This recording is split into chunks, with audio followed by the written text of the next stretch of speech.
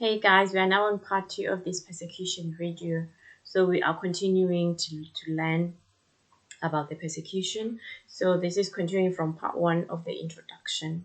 So this time in this video we are going to look at history and see if we can learn anything from the history of the church, the history of or history from the Bible. What happened to our forefathers, to the Christians that lived in the Bible, and also look at situation in our time, things that has happened in history, and draw lessons from it. The history that has happened in the Bible, for example, during Noah's time, the Noah's flood, during Sodom and Gomorrah, during Israel, what God did to Israel, things that happened in these times, and things that happened during the Holocaust, and other Christian persecutions around the world that have been happening. And just look at from this history, we can draw lessons of things that provoked the anger of God for God to bring His anger. Like for example, in Noah's time, Sodom and Gomorrah, in Israel, in the Holocaust. What are the things that led into God's anger boiling over? And what lessons can we learn? Look at the state of the situation of the people in those times, and also look at the state of ourselves as a body of Christ. What is the state of the body of Christ in our times? Isn't it the things that were happening during those times in the things of the history past? Isn't it the same things that made God angry happening in our time? And if it is happening in our time, what are we to expect?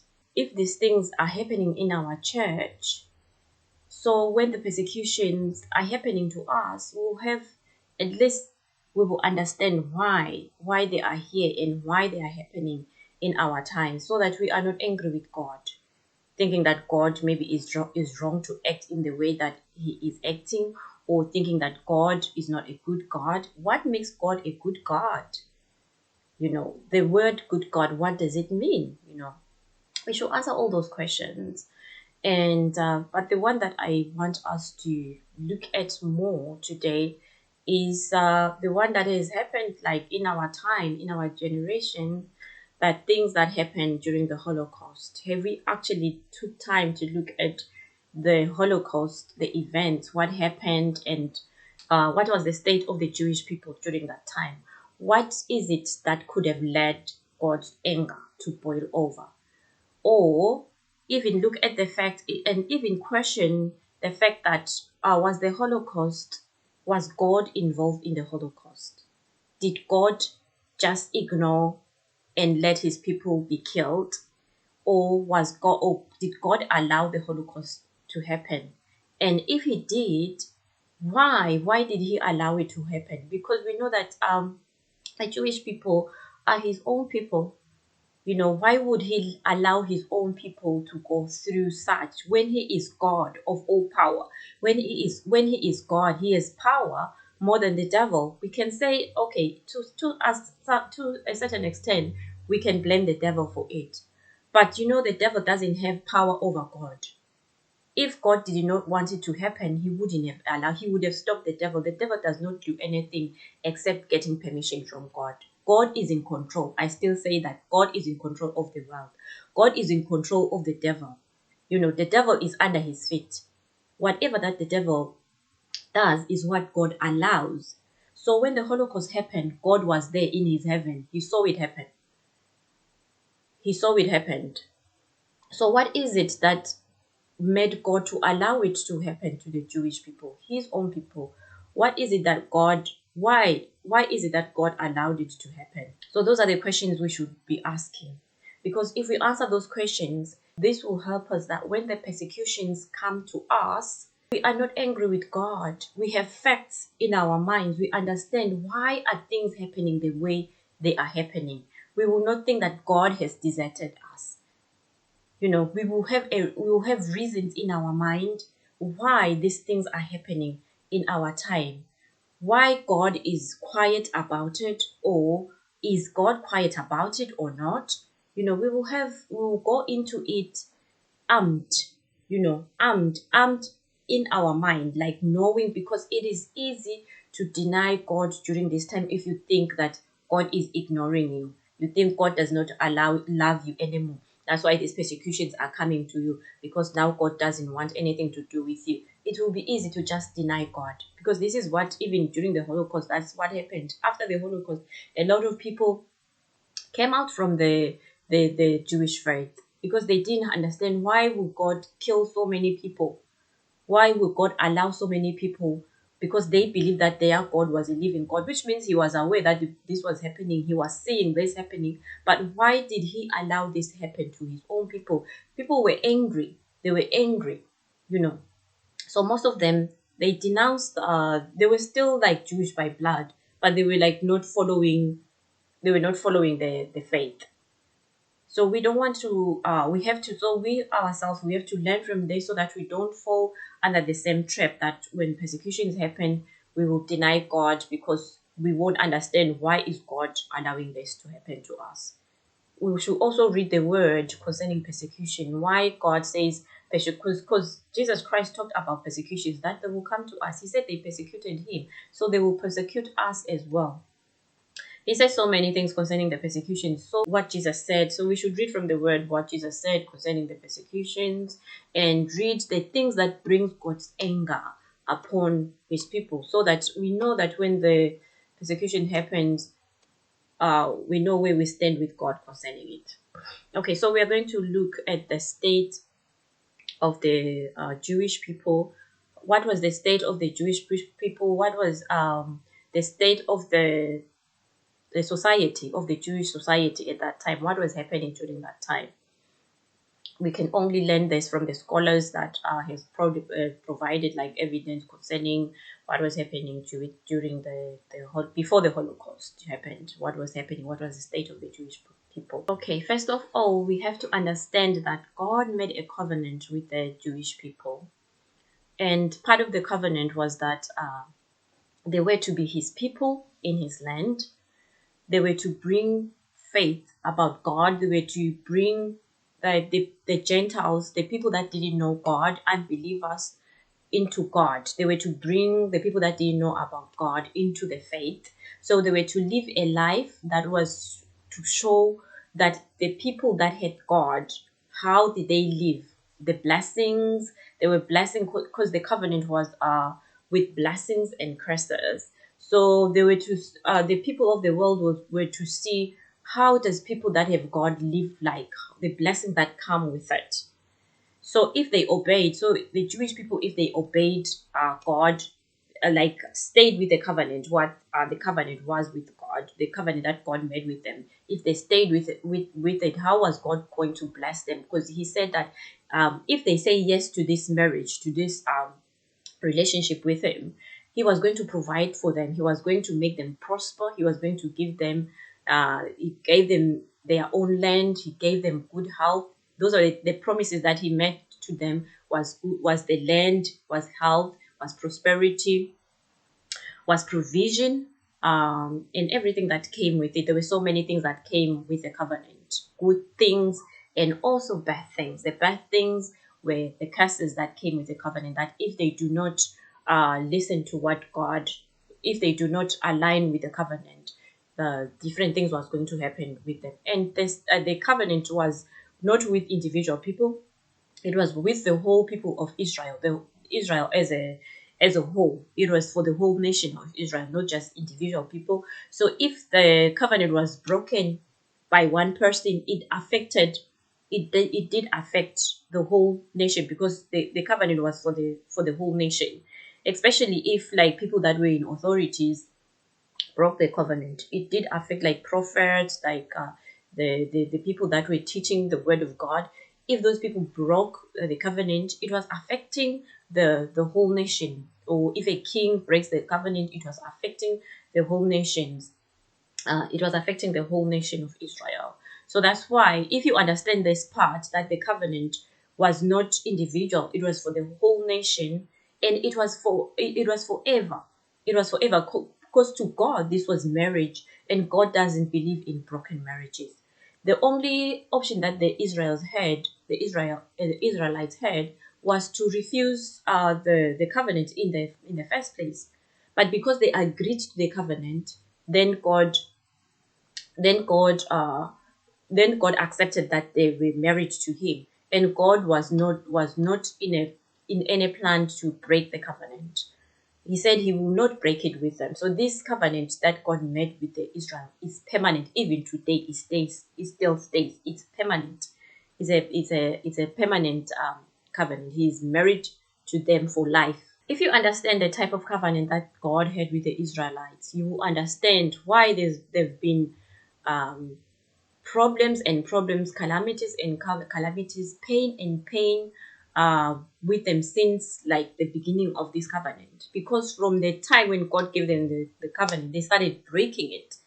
Not just one person, because there were people that were keeping it, but there were other people that were not keeping it. So they were all punished. They were all punished as a result of breaking of sometimes individual people breaking the covenant, sometimes of like kings breaking the covenant, sometimes of prophets breaking the covenant. A lot of other people that were breaking the covenant. It was affecting the whole people. And also, they were not doing the things that God expected them to do, which is He expected them to be a light of the world. He expected them to bring light to the world, to bring people to God, to be an example of godly people. It was through them that God expected the Gentiles to come to God, to come to love God, because they will be seeing them role modeling a person that has got God in their lives, a person that believes in God. So this was going to attract the Gentiles into believing in God. So these things that God expected them to do, they were not doing. Not all of them. Some of them were doing what God expected them to do, but some were not doing what God expected to do. So this is like part of the things that led God to being angry with them, because somehow He felt like they were not doing what He has expected them to do.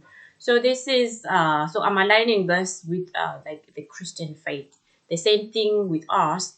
God, when we come to God, we come to have a relationship with Jesus Christ, we make we give ourselves, we give our whole being, in everything that we give everything to Him in the relationship with Him. And He expects us to align by the relationship, to keep to this relationship that we have with Him. There are things that come with being a Christian. So if you're a Christian, there are certain things that God expects you to do, to be a certain person that is aligned with His will. And He expects unbelievers to learn from you, to look at you. He expects unbelievers to look at you and see how a godly person should live. And if we don't do those things that come with Christianity, that come with being a child of God, obviously God will not be happy with us. So we have to look at ourselves, us who have accepted the relationship with Christ. If we are living the life that Christ expects us to live, if we are being the salt of the world, because God expects us to be a salt to the world, to be the light of the world. He expects us to illuminate, to show Him ourselves, to be a light, to show the light of Christ in us. So are we showing the light of Christ are we showing the light of Christ in us? He has given us the great commission. Are we preaching to the world, to the non-believer? Are we telling them about God? Because this is what He expects us to do, to even speak it with our word of mouth, but to also live a life that can be attractive to others, to say that, oh, I want to follow Christ because this person is following Christ. Are we living that life that is showing forth the goodness of God? Are we living that life in our days today? Those are the things we should look at. Those are the things that provoked God's anger with the Israelites. So what are we expecting God not to be angry with us when we are not doing the things that God expects us to do, when we are not being a light to the world, when we are not being a salt to the world? Are we expecting are we expecting God not to be angry with us? Those are the questions that we should ask ourselves. I also want us to learn a lesson from the way the Jewish people were treated during the Holocaust. Because in Geneva, there was a meeting that was held by the countries of the world, by the nations of the world, when the Holocaust was happening. They were talking about how can we help the Jews. We were asking countries of the world, nations of the world, to help the Jews. But during that time when this meeting was held, only 3 countries agreed to help the Jews. The first country agreed to only help the children during the Holocaust. They only agreed to take children to their country, which means children were separated from their parents during the Holocaust. So 2 countries agreed to take adults, which was the Netherlands and Dominican Republic. Other countries, they refused. They refused to help. They didn't want to help. So us as Christians, when the persecution comes, we shouldn't have too much expectation to think that the people of the world will help us. Jesus Christ himself said that we will be hated by all nations. Look at the Jewish people here. They ask her, they were talking, the world was talking about helping them, but only 3 countries accepted to help them. So even us as Christians, it's unlikely that the people of the world will want to help us when we are hated by all nations. So this will be unlikely that we will get help from the people of the world. That's why we have to prepare ourselves. We have to prepare ourselves and not have too much high expectations from governments of the world, from even individual people, from your neighbor, from whoever. We shouldn't have like too much expectations from them, because this will create anger for nothing. That you are angry at your brother that he's not helping you. You are angry at this person that was a Christian that they've denied Christ. You are angry at your pastor that your pastor is turning the opposite way.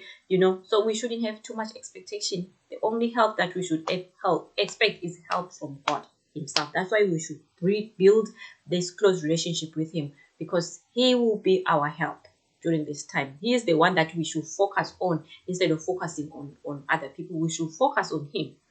He is the main one to be focusing our help from. And we are also looking at the things that were done to the people during the Holocaust. They did so many horrible things to them. Suffering. They were putting them in camps and starving them. They were not getting enough food. If there was food at all, they weren't getting enough food. They were living in places that were surrounded by barbed wires. They even put gas in their camp to kill them with gas.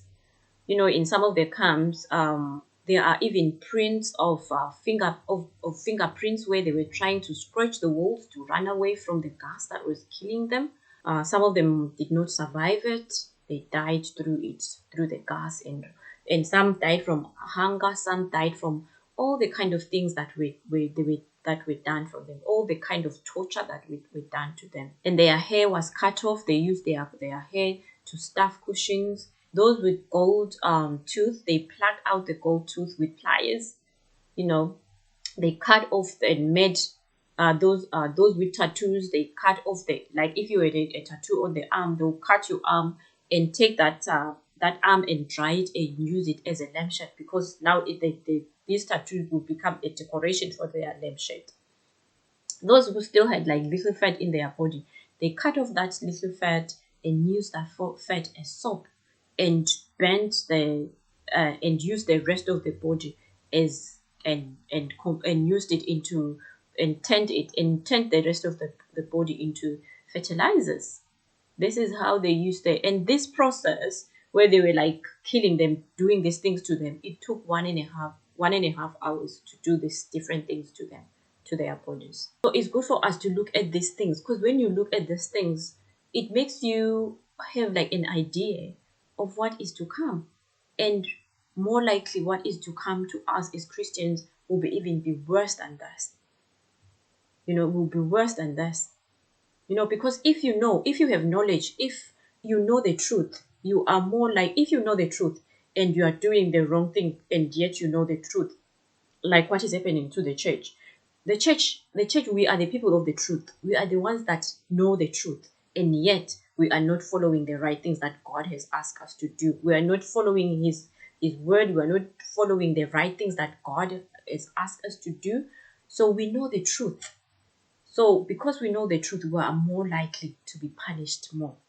So these are the things, yeah. So these are the things like we should expect, because when you read these things, at least you know what to expect. There are so many examples in history of how people that were going through suffering and torture, so that when this time comes, you will not be too shocked. You will have at least expectation of what is to happen. You know, there will be so many things that will be happening to us, but at least you will have an idea. The other thing that we should look at is the fact that if you look at the history of the Jews, the suffering of the Jews, they suffered mainly from Christians than any other religions. Christians were the ones that were involved in making the Jewish people suffer. So we should look at this, because even us, the Christians, for doing these things to the Jewish people, we should expect to be punished for it. You know. So this video will go into this video will go into another part, the third part.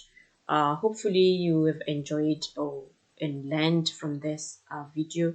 Hopefully you'll come again into the next part and learn again in the next part. Thank you very much for listening to this part of the video. Thank you. Bye.